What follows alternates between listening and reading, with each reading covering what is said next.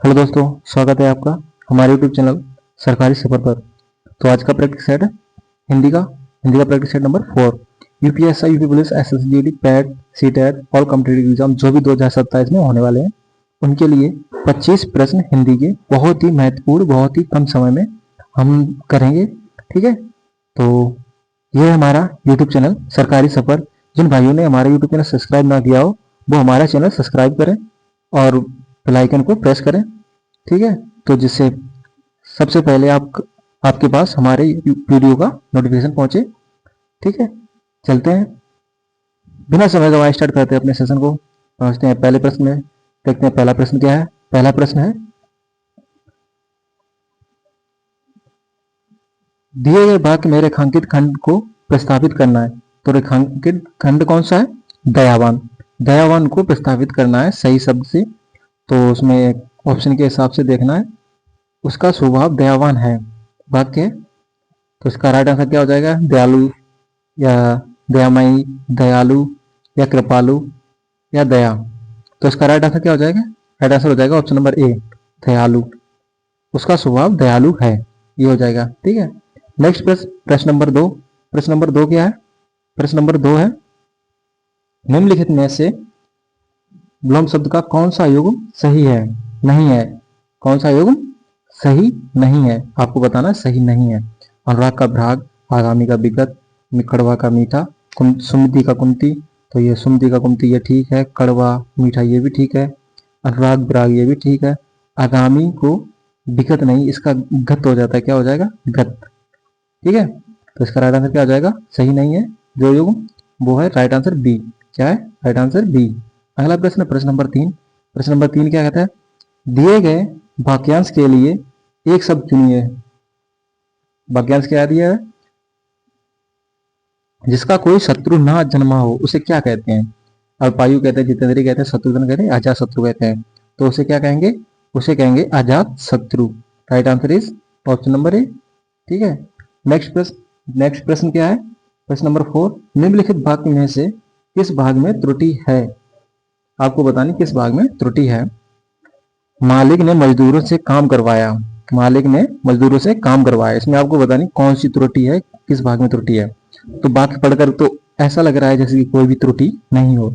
ठीक है, मालिक ने मजदूरों से काम करवाया, इसमें कोई त्रुटि नहीं है, ये राइट वाक्य सही है। ठीक, तो इसका राइट आंसर क्या आ जाएगा? राइट आंसर हो जाएगा ऑप्शन नंबर डी। क्या आ जाएगा? Option number D is right answer. Next प्रश्न, प्रश्न नंबर 5। प्रश्न नंबर 5 क्या है? आंखें फेरना मुहावरे का सही अर्थ क्या हो जाएगा? आंखें फेरने मुहावरे का सही अर्थ क्या हो जाएगा? गुस्सा होना, प्रतिकूल होना, पहले जैसा व्यवहार ना रखना, धोखा देना, कम दिखाई देना। तो इसका राइट आंसर हो जाएगा option number is B. B is right answer, जो है प्रतिकूल होना, पहले जैसा व्यवहार ना रखना। अगला प्रश्न है प्रश्न नंबर 6। प्रश्न नंबर 6 क्या है? दिए गए शब्द का पर्यायवाची शब्द चुनकर बताना है। कौन सा पर्यायवाची शब्द है? अमृत का पर्यायवाची क्या होगा? ठीक है, पीयूष होगा, नीर होगा, विशद होगा या जलद होगा। तो नीर तो जल का होता है, विष जहर का होता है, जलद बादल का होता है। तो इसका राइट आंसर क्या हो जाएगा? राइट आंसर हो जाएगा option number A. Right answer हो जाएगा ऑप्शन नंबर ए। अगला प्रश्न है प्रश्न नंबर 7। प्रश्न नंबर 7 क्या है? दिए गए स्थान को भरने के लिए सबसे उपयुक्त शब्द कौन सा होगा? तो वाक्य दिया है, सफलता पाने के लिए हमें डैश परिश्रम करना चाहिए। थोड़ा परिश्रम करना चाहिए, कठिन परिश्रम करना चाहिए, आसान परिश्रम करना चाहिए, सामान्य परिश्रम करना चाहिए। तो इसका राइट आंसर हो जाएगा कठिन परिश्रम करना चाहिए। क्या? कठिन परिश्रम करना चाहिए। तो यहाँ हो जाएगा कठिन। ठीक, नेक्स्ट प्रश्न, प्रश्न नंबर 8। प्रश्न नंबर 8 क्या है? सही वर्तनी वाले शब्द का चयन करें। ठीक, तो आपको बताना आशीर्वाद कैसा लिखा जाता है, सही वर्तनी उसकी क्या हो जाएगी। ये देखो, ये वाला सा गलत है, ये वाला। ठीक है, तो ये गलत हो जाएगा, ये भी गलत हो जाएगा, डी वाला। ए वाला, इसमें रा जो कि बा पे उड़ता वो भी गलत हो जाए, ए वाला भी गलत है। तो इसका राइट आंसर क्या हो जाएगा? Option number D is right answer. ठीक, अगला प्रश्न, प्रश्न नंबर 9। प्रश्न नंबर 9 है, जो सबको जानता वाक्यांश के लिए एक शब्द क्या हो जाएगा? जो सबको जानता उसके लिए वाक्यांश के लिए एक शब्द हो जाएगा सर्वज्ञ। क्या राइट आंसर हो जाएगा? 9 का राइट आंसर इज बी, सर्वज्ञ। क्या हो जाएगा? सर्वज्ञ। B is right answer. चलिए पहुंचते हैं नेक्स्ट प्रश्न पर। नेक्स्ट प्रश्न है 10। प्रश्न नंबर 10 क्या कहता है? प्रश्न नंबर 10 कह रहा है आकाश में बादल छा गए, रेखांकित शब्द बदल, बादल का पर्यायवाची क्या होगा? तो इसमें बादल शब्द दिया हुआ है, उसका पर्यायवाची बताना है आपको, क्या हो जाएगा? घन। कौन सा नहीं होगा, ये ध्यान रखना है। नहीं, नहीं शब्द बहुत ही विशेष ध्यान रखना है। तो जलधर ये बादल का हो जाएगा, तो यही राइट आंसर है, जलधर।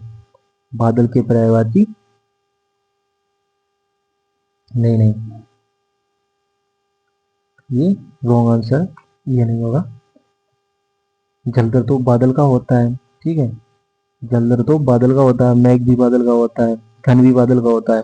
जो जलज होता है ये किसका होता है? कमल का। कमल का होगा जलज, ठीक है। नेक्स्ट प्रश्न, प्रश्न नंबर 11। प्रश्न नंबर 11 है दिए गए बात का वह भाग ज्ञात करें जिसमें कोई त्रुटि नहीं है, कोई त्रुटि हो, ठीक है। वह भाग ज्ञात करना है जिसमें कोई त्रुटि हो। हमारा लक्ष्य देश की उन्नति होना चाहिए। तो इसमें क्या गलत लग रहा है आपको बताना है, उस भाग को प्रस्तावित करके लिखना है, ठीक है। हमारा लक्ष्य देश की उन्नति होनी चाहिए।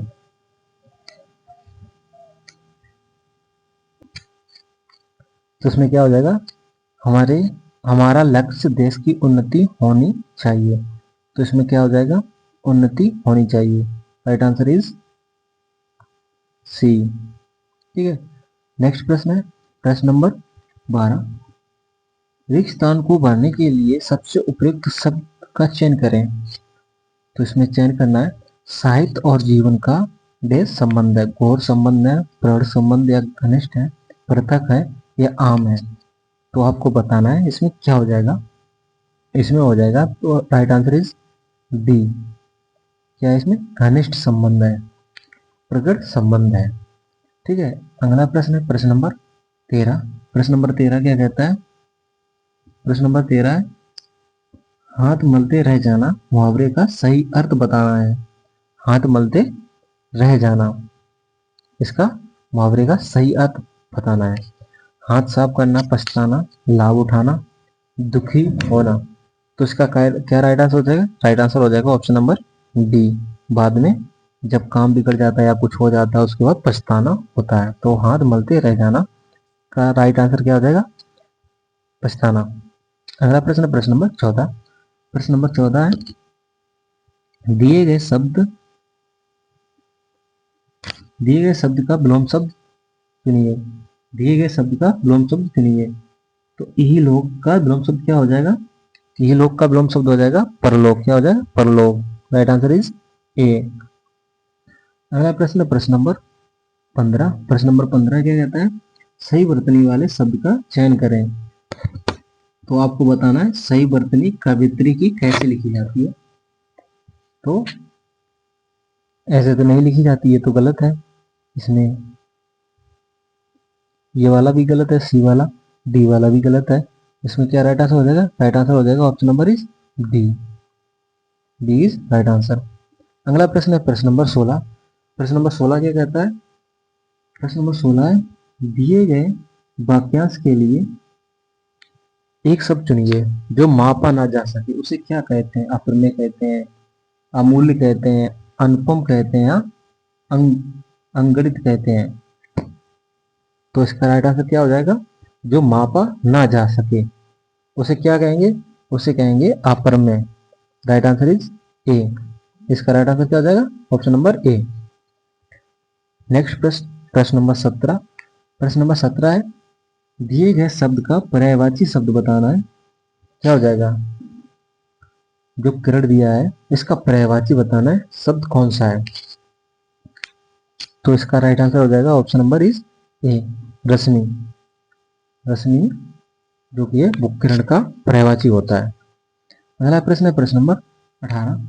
प्रश्न नंबर 18 है निम्नलिखित वाक्यों वाक्य में रेखांकित खंड को प्रस्तावित करने के लिए सबसे उपयुक्त विकल्प का चयन करें। वह अपनी माता जी को बहुत प्यार करता है। वह अपनी माता जी को बहुत प्यार करता है। तो इसमें इस भाग में प्यार को प्रस्तावित करना है। तो जैसा कि जानते हैं माता पिता जैसे होते हैं, बड़े होते हैं, बुजुर्ग होते हैं, उनके लिए हम इसमें बहुत प्रेम का शब्द का यूज करते हैं। तो अपने माता जी का बहुत अपने माता जी को बहुत प्रेम या स्नेह करता है। तो इसमें कौन सा राइट आंसर हो जाएगा? और option number A, option number D. तो इसमें ए एंड डी दोनों सही हो जाएंगे। ए और डी दोनों सही हो जाएंगे। अगला प्रश्न, प्रश्न नंबर, जिसकी उपमा ना हो वाक्यांश के लिए एक शब्द होगा। तो जिसकी उपमा ना हो उसे अनुपमा कहते हैं, उसे अनुपमा कहते हैं। और जिसकी उपमा हो उसे उपमेय कहते हैं। तो इसका राइट आंसर ए है। अगला प्रश्न, प्रश्न नंबर 20। प्रश्न नंबर 20 क्या कहता है? राम ने एक नया जूता खरीदा। इस वाक्य में किस भाग में अशुद्धि है? तो आपको बताना है इस भाग में किस भाग में त्रुटि है। राम ने एक नया जूता खरीदा, तो इसमें इस भाग में कोई त्रुटि नहीं है। राइट आंसर है जी B, D. Right answer is D, कोई त्रुटि नहीं है इसमें। नेक्स्ट प्रश्न, प्रश्न नंबर 21। प्रश्न नंबर 21 है, पुलिस प्रशासन में प्रयुक्त शब्द कॉन्जिएबल ऑफेंस, कॉन्जिएबल ऑफेंस का हिंदी रूपांतर क्या होगा? तो 21 का राइट आंसर क्या हो जाएगा? ऑप्शन नंबर इज बी, संज्ञेय अपराध। अगला प्रश्न है प्रश्न नंबर 22। प्रश्न नंबर 22 क्या कहता है? विभागीय स्तर पर जब किसी पुलिसकर्मी को अस्थायी रूप से काम से रोका जाता है तो उसे सस्पेंस प्रक्रिया को हिंदी में क्या कहते हैं? तो आपको बताना जो सस्पेंस होता है, सस्पेंस, उसे हिंदी में क्या कहते हैं? इसका राइट आंसर हो जाएगा, राइट आंसर इज बी, निलंबन करना, निलंबन के किसी को पद से हटाना। अगला प्रश्न, प्रश्न नंबर 23। कस्टडी शब्द के लिए कानूनी और पुलिस प्रशासन भाषा में सही हिंदी शब्द कौन सा होगा? हिंदी शब्द कौन सा होगा? तो आपको बताना है कस्टडी शब्द हिंदी में क्या कहते हैं उसे। हिरासत कहेंगे, जेल कहेंगे, या नजरबंदी कहेंगे, या कारावास कहेंगे। तो किसी को कस्टडी में ले लेते हैं तब क्या कहते हैं? हिरासत में ले लिया, उसे हिरासत में ले लिया। इसका राइट आंसर ए। अगला प्रश्न है प्रश्न नंबर 24। प्रश्न नंबर 24 है, पुलिस द्वारा न्याय में पेश की जाने वाली चार्जशीट को हिंदी में क्या कहते हैं? प्रथम सूचना रिपोर्ट कहते हैं, सुपुर्दगी-नामा कहते हैं, आरोप पत्र कहते हैं, वारंट कहते हैं। तो इसका राइट आंसर क्या आ जाएगा? आरोप पत्र। चार्जशीट को क्या कहते हैं? आरोप पत्र। अगला प्रश्न है प्रश्न नंबर 25।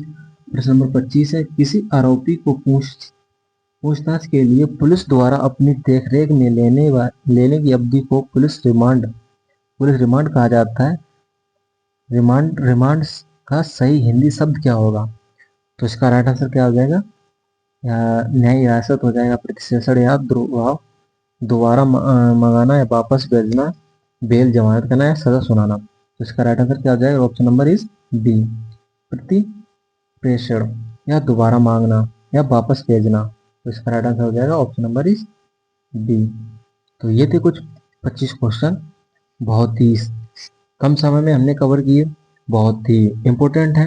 तो आप सभी लोग हमारे सेशन से जुड़े, आपको सेशन अच्छा लगा हो तो बहुत बहुत धन्यवाद। Thank you. जय हिंद, जय भारत। मिलते हैं नेक्स्ट सेशन पे।